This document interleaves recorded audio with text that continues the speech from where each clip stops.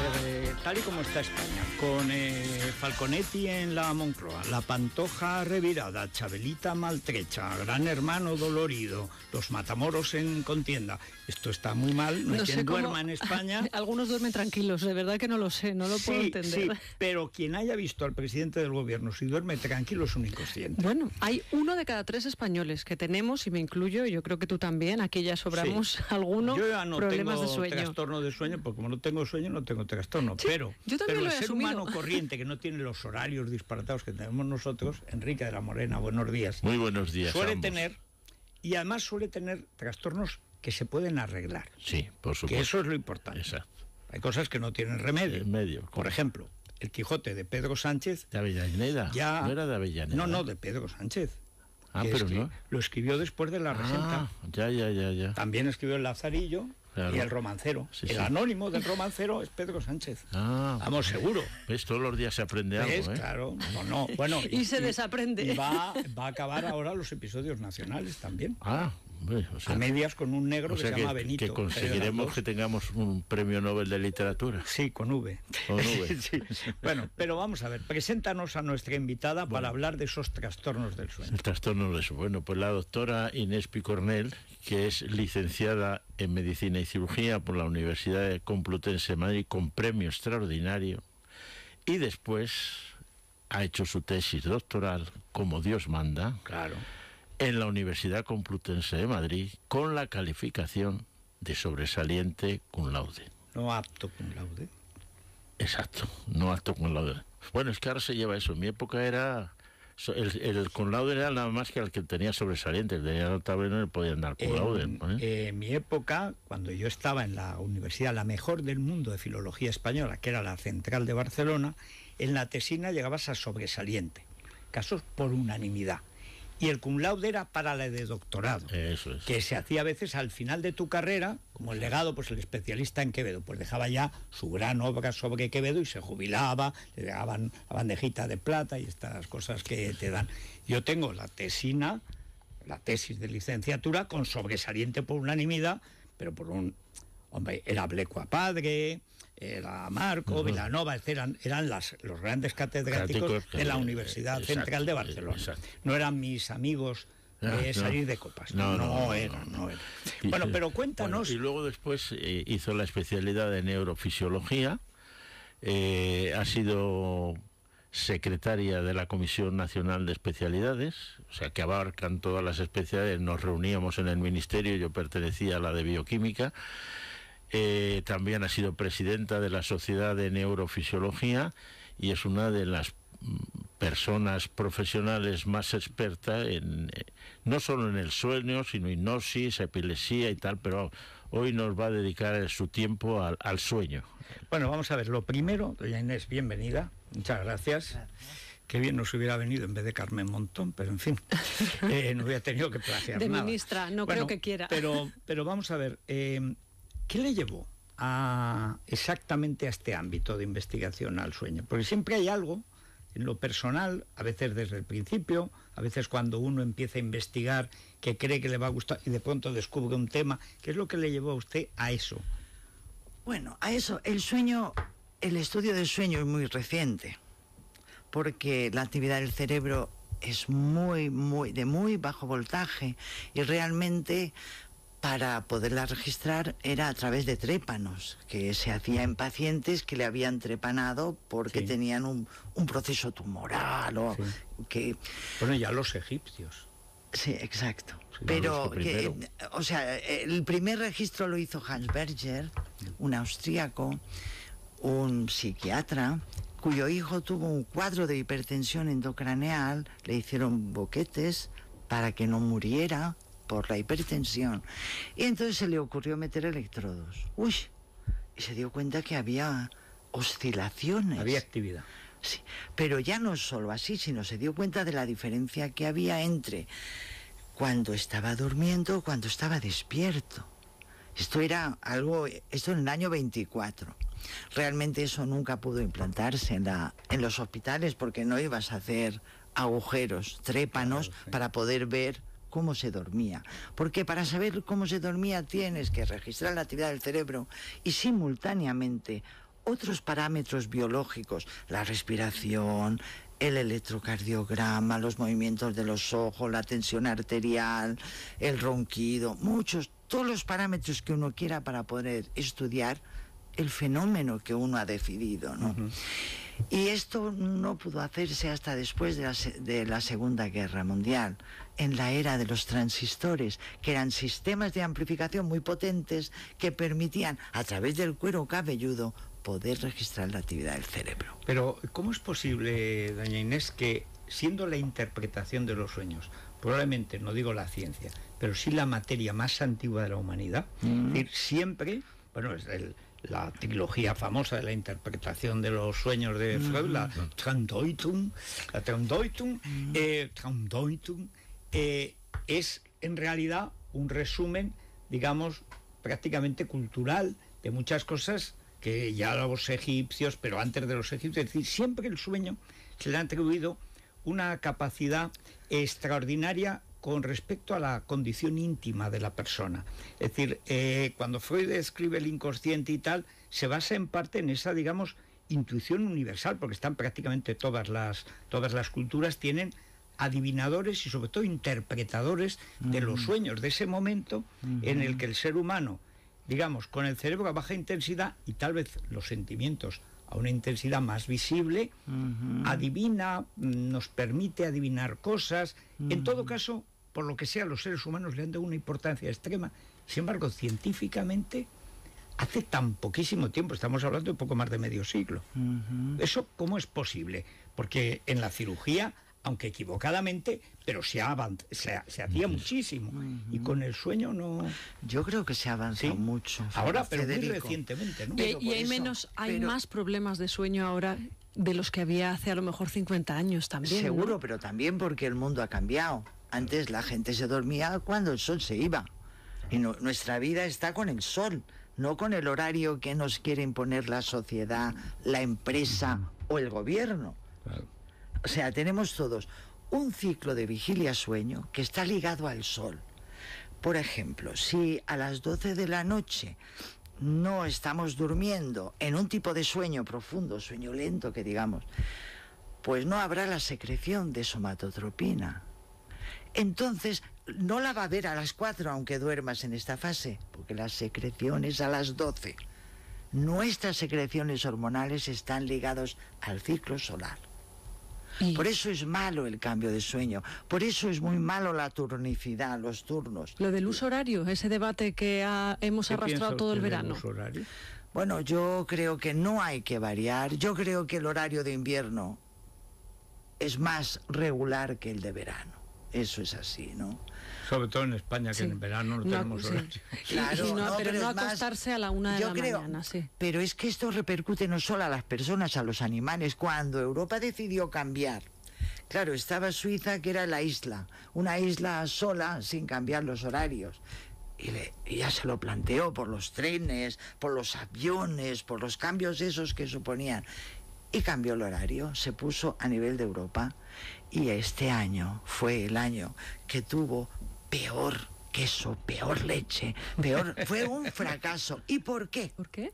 Porque empezaban a ordeñar a las vacas 1 hora antes de que hubiera segregado la hormona de la leche. Anda, y había menos entonces, producción. Pues como no había segregado la hormona, pues la leche era agua pura. Claro, la vaca no había leído el BOE y no... ¿Y cuándo es un problema? Porque es lo que decía Federico, yo, por ejemplo, que me despierto 35 veces en una noche, tengo asumido que es lo normal porque no recuerdo otra forma de sueño. ¿Cuándo se considera un problema de insomnio real? El problema de insomnio real es cuando, después de haber dormido durante la noche, tú sigues teniendo sueño durante el día. Si tú piensas que no duermes, o que duermes insuficiente, pero durante el día tienes una buena un buen trabajo, no hay un problema de sueño. Porque tenemos que pensar que el cuerpo duerme lo que necesita, ¿eh? Pero no es un número no hay de que horas, obsesionarse con... No, es que es así, ¿no?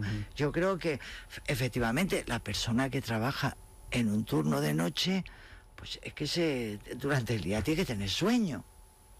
pero dormirá peor. ¿Por qué? Pues porque resulta que para dormir necesitamos un ambiente oscuro, no luminoso, que haya poca luz, para que segreguemos nosotros la hormona del sueño, que es la melatonina. Si no hay oscuridad, no se segrega.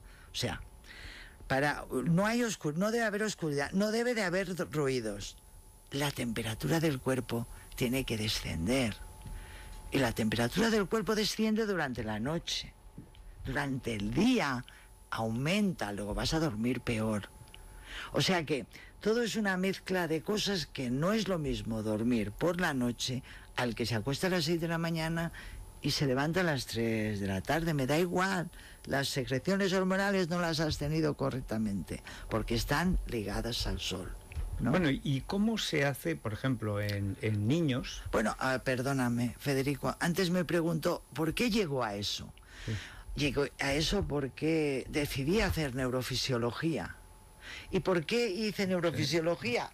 Pues yo a veces me lo planteo, tenía un hermano, tuvo un hermano más pequeño, tuvo un accidente de coche, tuvo una fractura de base de cráneo y estuvo en la UCI bastante tiempo. Luego es una lumbrera, o sea, no tuvo ninguna secuela, ¿no? Como se había roto, pero muy nervioso, como se había roto las costillas, yo le decía, no te muevas, que te puedes, porque tienes rotas las costillas, pero yo es para que no se moviera la cabeza, claro, porque la tenía fracturada, ¿no? Y entonces le hacían electros, y yo decía, qué cosa, yo no entendía nada. Yo descubrí aquello, ¿no? Y me interesó, y fue así por lo que... Pero, ¿sabe usted que es muy corriente que en los grandes especialistas sean por cuestiones familiares? Sí.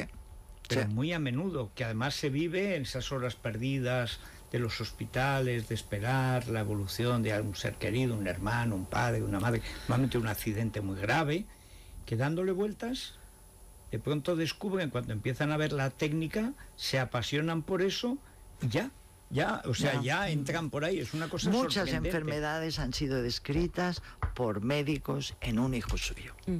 Claro, porque se fija uno más. Exacto. Claro. Bueno, y ahora cuando Usted fíjese que yo le cuento una cosa, un americano describe una punta onda lenta en la epilepsia, los grafoelementos que se caracterizan por descargas cerebrales de neuronas, pues es una punta onda, un paroxismo punta onda. Entonces describe los paroxismos punta onda en personas, dice, el que lo tiene va a ser un retrasado, va a ser una evolución muy mala, todo muy... Está un año de ayuda en China, me parece que fue, y le cuentan, y le llaman, y le dicen, oye, a tu hija le hemos registrado eso. Bueno, el otro vuelve a América, registra, a ver qué pasa, y efectivamente tenía punta onda. Y ahí descubrió que la punta onda no era mala, la generalizada, que había de buena y de mala. Y su hija era la buena. Como el colesterol. No, pero es que es verdad, ¿no? Sí. Es que es verdad. ¿Y las pastillas? Porque descubrió que había epilepsias benignas. Que antes todo era maligno. Bueno, claro, hay que reconocer. En una hija, que su hija es famosa, fue muy famosa y con libros de epilepsia y tal, ¿no? Pero me doctora, gusta eso saberlo. Es curioso porque estamos otra vez en tradiciones de la humanidad antiquísimas. Se decía que era la enfermedad de los dioses. Julio César, Alejandro Magno, etcétera. Que el único problema era mantenerlo... bendecido. Claro. Pero para ellos era un aviso de Dios. Un signo divino. Efectivamente. Muchas veces trágico, de un gran don que acarreaba también una gran responsabilidad o una vida corta. Exacto. Que claro, además como se metían esos engrudos, pues... Bueno, pero ahora la gente toma muchas cosas para dormir. Es más, como nadie sigue el ciclo solar, porque ya nadie, vivimos en las ciudades, etcétera, y eso que en España todavía hay más luz. O sea, en el norte de Europa, bueno, es que debe ser aquello horrible. Horrible. Bueno, entonces mucha gente toma lo que, hablando con el médico, muchas veces hablando con el amigo, lo que le funciona a él, o va probando. La melatonina, de la que usted nos habla, que es, digamos, lo que segrega naturalmente, pero que no segrega, porque o es insuficiente. O es insuficiente, ¿usted la aconseja, digamos, de una manera general o solo en cada caso? No, yo diría que hay que estudiar el trastorno de sueño. Personalmente. Eso es muy importante. Es muy importante porque, y sobre todo no hacer probatinas con los hipnóticos, porque a veces muchos enfermos acaban teniendo su trastorno de sueño más la adicción a los hipnóticos, y aquí atienden dos cosas. Sí. Hay gente que para inducir el sueño se toma una copa, porque es un inductor del sueño. Sí. Pero a la noche te tomas una copa y muchos te confiesan que a las 2 horas se le abren los ojos y no vuelven a pegar ojo en toda la noche.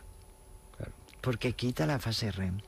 Deberíamos de hablar un poquito de sueño, ¿no? Pero... Bueno, vamos a hacer, pero muy brevemente, doctora, solamente porque nos siguen muchos médicos y a lo mejor en este momento alguno está descubriendo su vocación.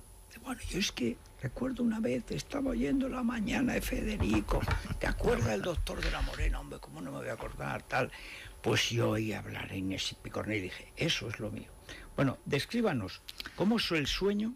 O sea, las fases del sueño y cuáles son, digamos, los trastornos básicos que un especialista, que un médico cualquiera, porque a lo mejor un médico generalista se va a encontrar con ese problema en mayores o en menores. Las fases básicas y los trastornos básicos. Diríamos que el dormir es una necesidad fisiológica del individuo durante toda la vida. El sueño es un proceso fisiológico de interrupción de la conciencia, reiterativo, repetitivo, del que se puede despertar al sujeto en cualquier momento. Eso lo diferencia del coma. Claro. Que del coma hay una interrupción de conciencia, pero no le puedes despertar, ¿no? Antes, haciendo hincapié a algo que me ha preguntado de los ensueños, efectivamente, muchas civilizaciones, lo único que les llamaba la atención eran los ensueños, porque realmente para ellos el sueño era una interrupción de la actividad para reponer fuerzas, pero no estaban muy preocupados con esa elucubración que contaban. Con la vida paralela, porque pensaban que era, y como uno siente en el sueño, que piensa que está viviendo, también piensa que dura mucho, y resulta que a veces son segundos. Exacto. A veces décimas de segundo justo antes de despertarse. Todos soñamos. Lo que pasa es que si no te despiertas en el momento del sueño, no lo recuerdas. Claro. Y todos soñamos en la misma fase. Cuando describieron el sueño, describieron que había una actividad lenta, difusa, que se asociaba a una frecuencia cardíaca regular y lenta, que había una disminución de la tensión arterial, de la temperatura corporal, todo era regular. El principio, esto era el sueño. Sí. Pero como siguieron registrando, vieron que había, de repente, el enfermo no despertaba, tenía una actividad como si estuviera despierto, una actividad rápida, no lenta, rápida, que se acompañaba de falta de tono muscular. Porque como se registraban todos los procesos, todos los fenómenos fisiológicos simultáneamente, y que siempre que le despertabas tenía... Durante esta fase no solo los fenómenos fisiológicos registrados eran una tempestad de taquicardia, bradicardias, ¿Eso la a partir respiración. de cuántas horas? No, esto es, el sueño, pues 1 hora y media, pongamos, es de sueño lento. Lento, ese es el seguro, digamos, ¿no? El primero. Sí. Y luego hay un periodo de sueño que es el sueño rápido. En el sueño rápido tenemos movimientos rápidos de los ojos. Con los ojos cerrados, pero se mueven. Como lo registramos, lo sabemos. Sí. Durante el otro sueño no. Y durante este sueño lo que tenemos es que cada vez que le despiertas al sujeto, te cuenta una historieta. Porque está en soñando. Solo se sueña en el sueño REM. Cuando acaba ese periodo de sueño hay un movimiento corporal en la cama que aligera el sueño. Si llegas a contactar con la realidad, recordarás el sueño, lo que soñabas. ¿Cuánto tiempo dura eso? Eso menos. En global diríamos que un 20% del sueño, del 20 al 25, 24%. Y a partir de ahí es lo que entramos en lo que se decía conciliar el sueño, ¿no? Claro. Decían los clásicos. No, porque esto es un periodo. La noche se compone de 4, 5 o 3 periodos o 6. Primero sueño lento, después sueño donde sueñas, otro sueño lento, otro. Se equipara el sueño lento al descanso físico y el sueño rápido al descanso psíquico.